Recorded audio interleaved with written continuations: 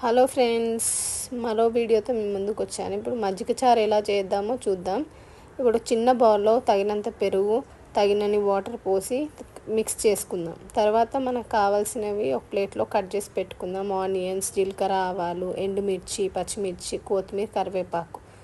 ఇప్పుడు వీటిని పక్కన పెట్టుకొని ఒక బాండీలో కొద్దిగా ఆయిల్ వేసి దాంట్లో జీలకర్ర, ఆవాలు, ఎండుమిర్చి, పచ్చిమిర్చి, తగినన్ని ఆనియన్, కరివేపాకు, కొత్తిమీర అన్నీ వేసి కొద్దిగంత పసుపు, కారం, తగినంత సాల్ట్ వేసి బాగా ఫ్రై చేసుకొని తాలింపు మిశ్రమాన్ని మనం పక్కన పెట్టుకున్న పెరుగులో వేసి మిక్స్ చేసుకోవాలి. అంతే.